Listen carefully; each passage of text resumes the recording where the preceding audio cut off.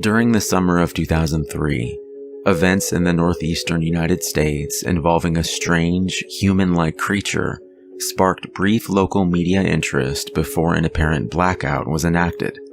Little or no information was left intact, as most online and written accounts of the creature were mysteriously destroyed. Primarily focused in rural New York State and once found in Idaho, self-proclaimed witnesses told stories of their encounters with a creature of unknown origin. Emotions ranged from extremely traumatic levels of fright and discomfort to an almost childlike sense of playfulness and curiosity. While their published versions are no longer on record, the memories remained powerful. Several of the involved parties began looking for answers that year.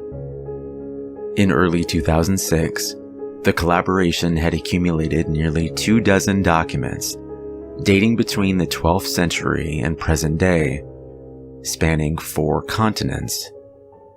In almost all cases, the stories were identical. I've been in contact with a member of this group and was able to get some excerpts from their upcoming book. A suicide note, 1964. As I prepare to take my life, I feel it necessary to assuage any guilt or pain I have introduced through this act. It is not the fault of anyone other than him. For once I awoke and felt his presence, and once I awoke and saw his form, and looked into his eyes.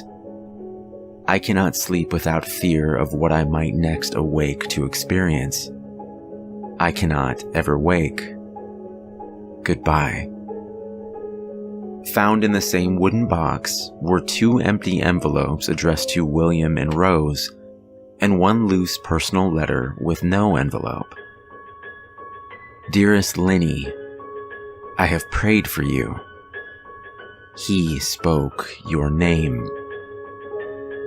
A journal entry, translated from Spanish, 1880. I have experienced the greatest terror.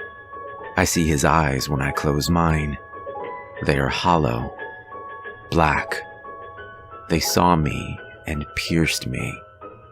His wet hand. I will not sleep. A mariner's log, 1691. He came to me in my sleep. From the foot of my bed I felt a sensation. He took everything. We must return to England. We shall not return here again at the request of the Rake. From a witness, 2006. 3 years ago, I had just returned from a trip to Niagara Falls with my family for the 4th of July. We were all very exhausted after a long day of driving, so my husband and I put the kids right to bed and called it a night. At about 4 a.m., I woke up thinking my husband had gotten up to use the restroom. I used the moment to steal back the sheets, only to wake him in the process. I apologized and told him I thought he got out of bed. When he turned to face me, he gasped and pulled his feet up from the end of the bed so quickly his knee almost knocked me out. He then grabbed me and said nothing. After adjusting to the dark for a half second, I was able to see what caused the strange reaction. At the foot of the bed, sitting and facing away from us, there was what appeared to be a naked man, or a large hairless dog of some sort. Its body position was disturbing and unnatural, as if it had been hit by a car or something. For some reason, I was not instantly frightened by it, but more concerned as to its condition. At this point, I was somewhat under the assumption that we were supposed to help him. My husband was peering over his arm and knee, tucked in the fetal position, occasionally glancing at me before returning to the creature. In a flurry of motion, the creature scrambled around the side of the bed, and then crawled quickly in a flailing sort of way, right along the bed until it was less than a foot from my husband's face. The creature was completely silent for maybe 30 seconds, or maybe it was just 4 or 5. It seemed like a long time, just looking at my husband. The creature then placed its hand on his knee and ran into the hallway leading to the kids' rooms. I screamed and ran for the light switch, planning to stop him before he hurt my children. When I got to the hallway, the light from the bedroom was enough to see it crouching and hunched about 20 feet away.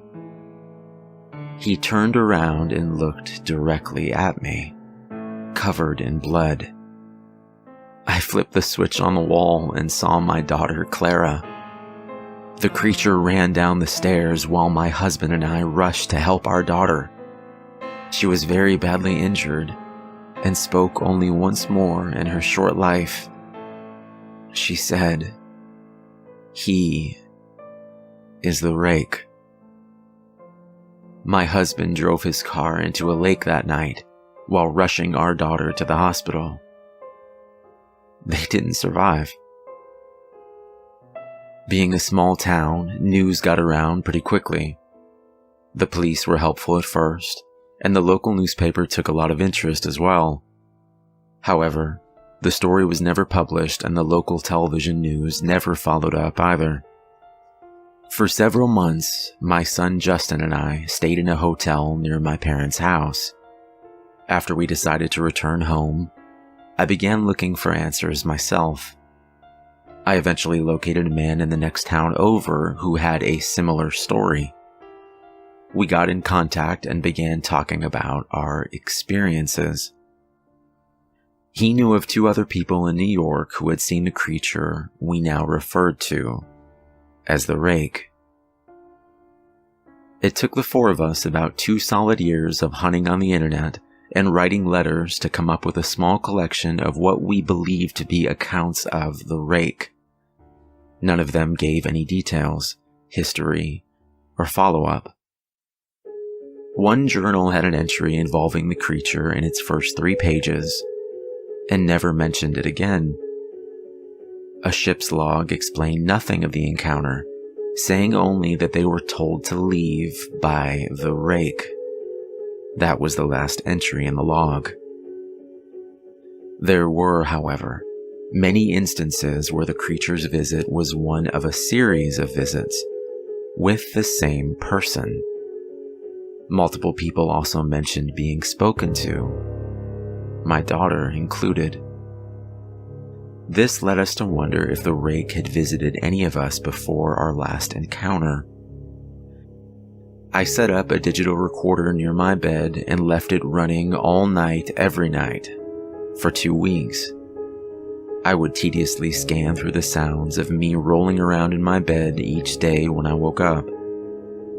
By the end of the 2nd week, I was quite used to the occasional sound of sleep while blurring through the recording at 8 times the normal speed.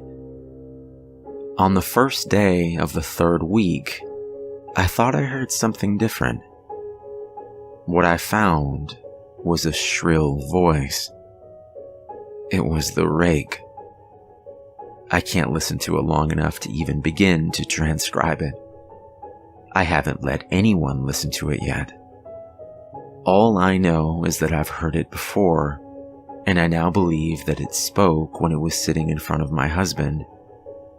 I don't remember hearing anything at the time, but for some reason, the voice on the recorder immediately brings me back to that moment. The thoughts that must have gone through my daughter's head still haunt me to this day.